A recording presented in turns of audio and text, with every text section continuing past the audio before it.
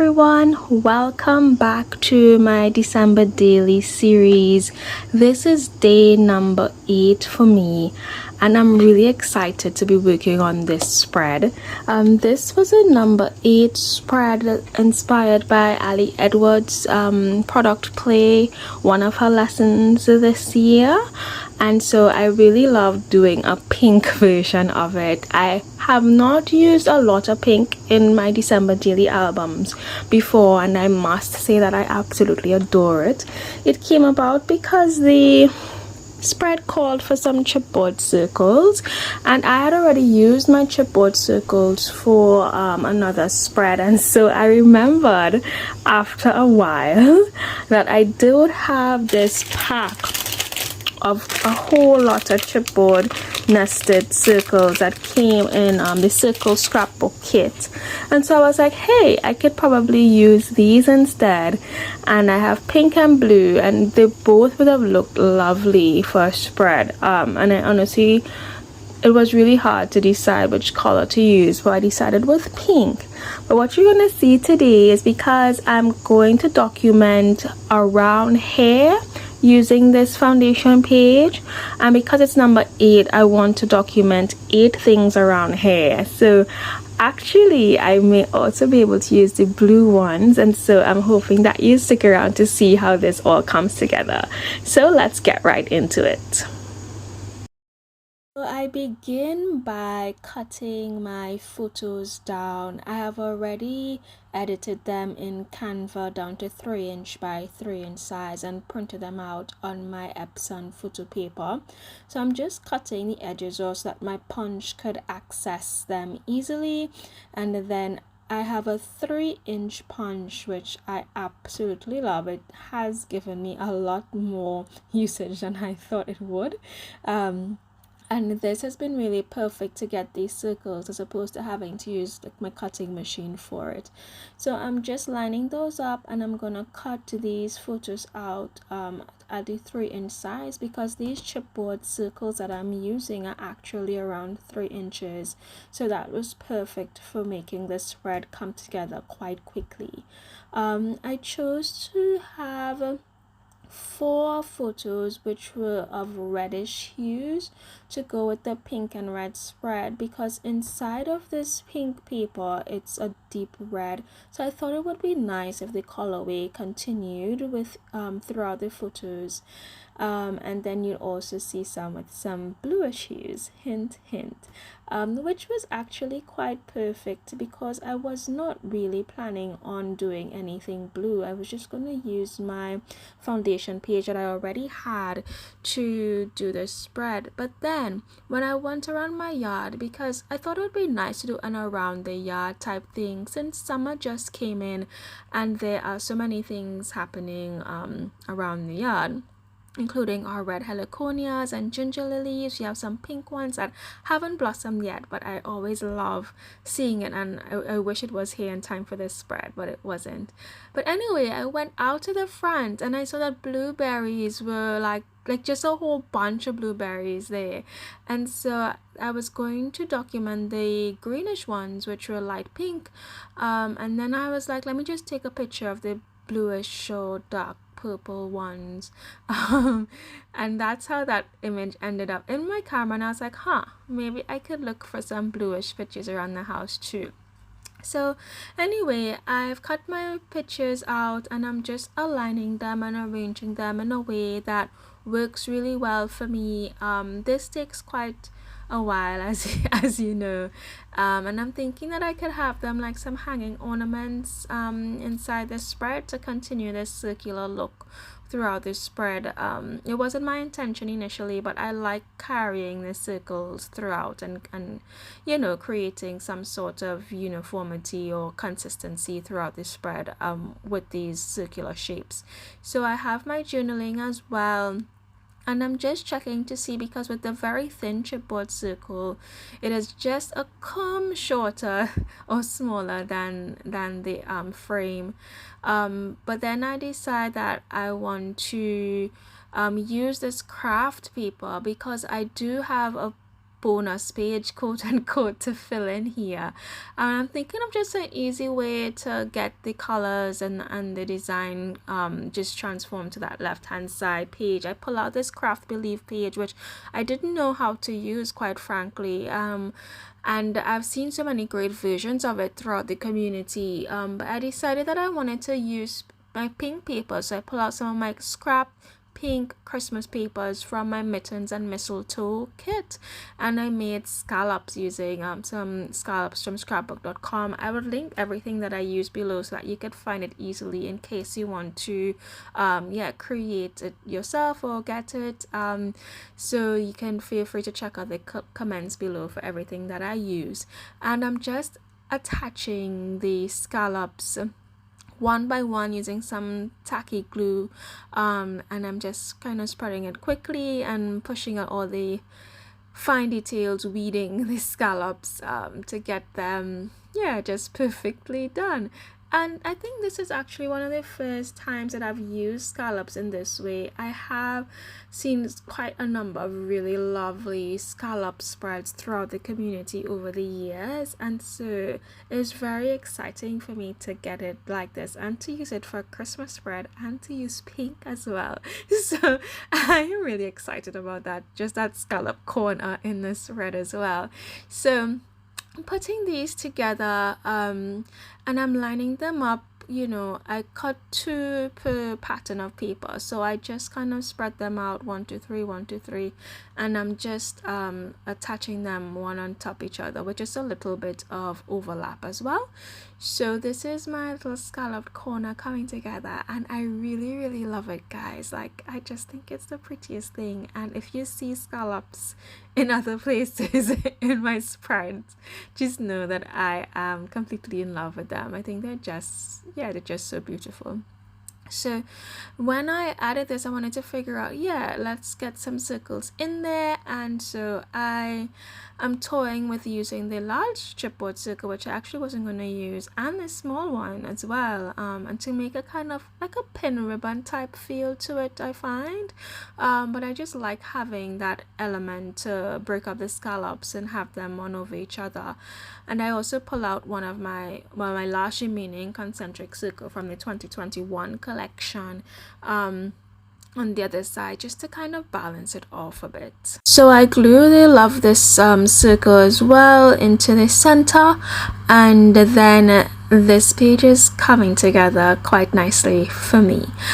I do have to press it down a bit to ensure that it stays, because it is a bit thick under the scallops. But then I also glue the other concentric circle on the other edge of the page, and I add one of my photos in. I add the photo which has like some whitish element as well, with the red, just to kind of I guess neutralize or balance off that side of the page. And I'm using some pink and white baker's twine to bring some pink to that side of the page as well. So once I have this in position, I am going to just glue down the string to the top of the page and cut off that bit of extra twine. I wasn't sure if I wanted to leave it but in the end I decided to take it off, and I have the picture in the middle of my little cocoa bar, and my husband actually picked a heliconia for that area, so that came together well for this spread. I love this thin rickrack, and I'm just toying with whether to use it, but I think it's just a bit too red for this part of the page, and so I decided against it. But I thought that it would probably also be cute, so I do end up using it in this spread a bit later on. So I'm just attaching that there so it looks like a bit of an ornament, and I am using some double-sided tape to just adhere it to the back of this page. And once that's done, I am moving on to the second side, and I would probably come back and embellish that page a bit more later. So I'm just going to stick my photos in place here and arrange them, and I'm gonna put some music on for you, and I'll be right back.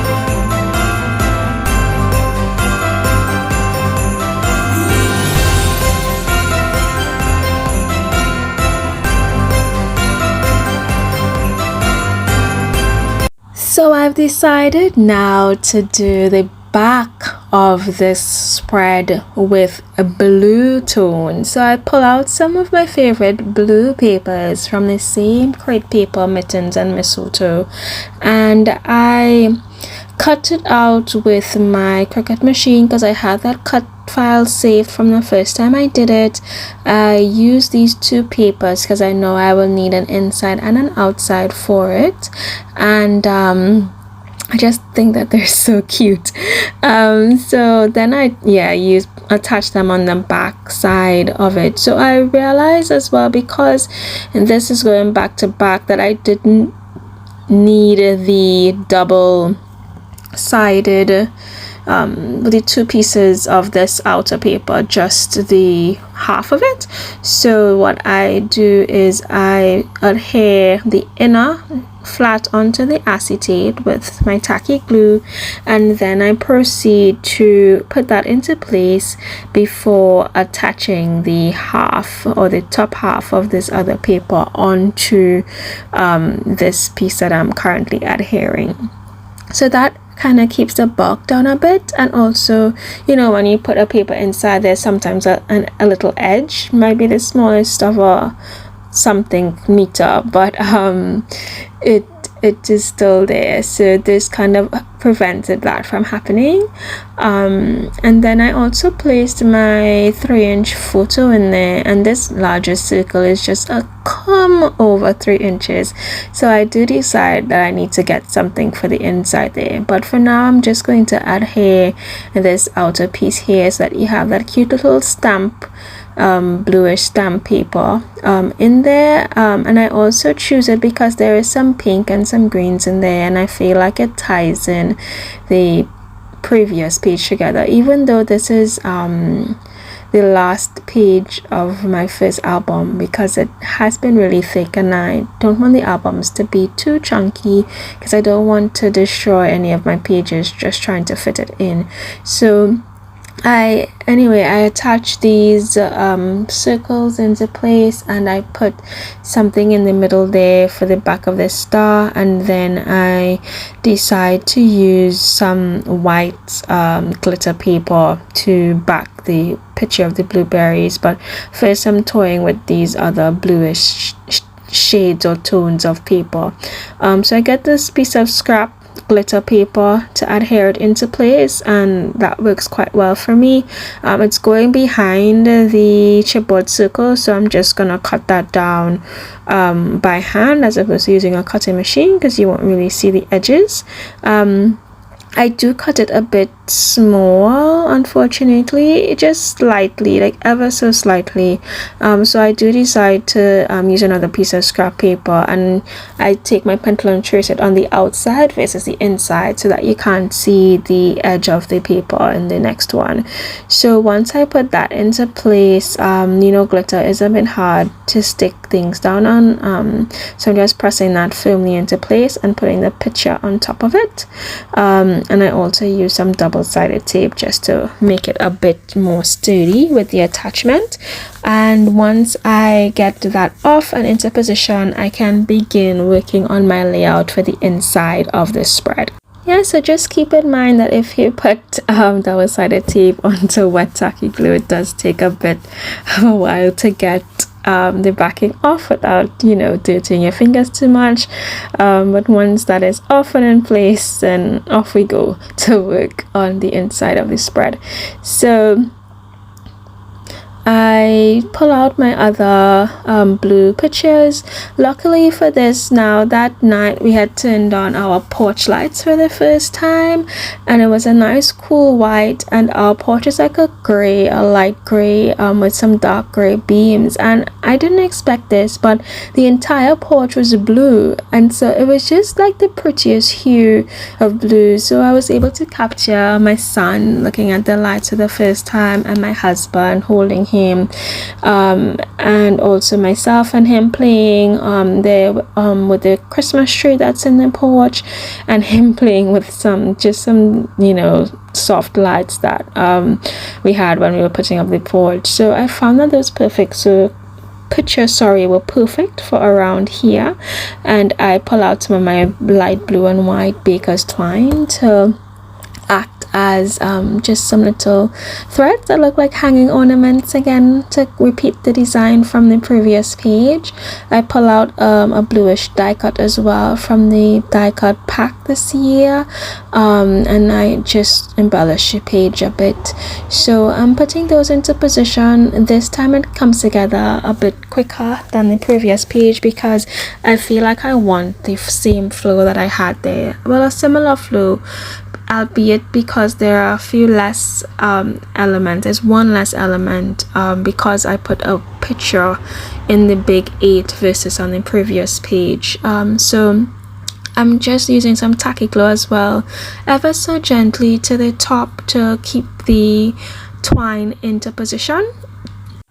And then I am adhering this in a staggered approach above, and I'm also using some raised glue dots here because it is on top of the other chipboard element, to keep that into place and just to have a more, I guess, natural flow in terms of not having it at a vertical angle. So I placed some of these raised glue dots along the rim and inside as well, so that the photo would also be a bit raised and to add a bit of dimension to it as well.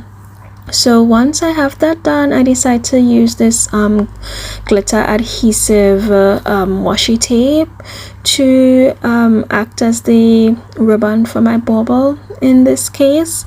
And it takes a bit of a while to get the backing off, but once I get it off, we're all good to go. And then I also use some baker's twine again for the other side of the page, and so this is pretty much the spread coming together really well. I'm really pleased with how the overall spread came out. I was quite concerned about how I was going to just bring this spread together because it was just, you know, such a lovely spread. I wasn't sure how I was going to get the inside to balance off with the outside, but I like that I chose to continue the sequence of the concentric circles throughout the spread. So what I'm going to do now is just attach this die cut here below, and I am really trying my best not to put too many things on this page, but I do want to add some things. So I decided to go with the inner of the concentric circles, but I don't like how they're looking together, so I have to do some switcheroos and some stitching and restitching. So I remove this glue dots. I do use one of my tweezers, I believe, or one of my tools to get it off the page without destroying it too much. And once I peel it back, I put it to the top left hand side of that photo, but I adhered the This Matters on the base. And so guys, I'm really happy to report that my concentric circles are almost done. I only have like 1 or 2 pieces left, so I'm just really excited about using my stash, especially this time around, and especially when we end up with so many things for December daily. We kind of never too sure if we use up our stash, but then we don't want to get rid of it because we're never too sure if we'll need it. So anyway, I decided to get some sequins because I was thinking about what little elements I can use to just add some pops to the page, and I decided to use some white or clear sequins just along these little circles to add some pop, and I also add a pom-pom to the center of the star, just to add a pop for this side of the page but without it peeking through to the other side. I use my tacky glue pen to adhere the sequins here, and I think they're just the right amount of elements to just add something to the page as well.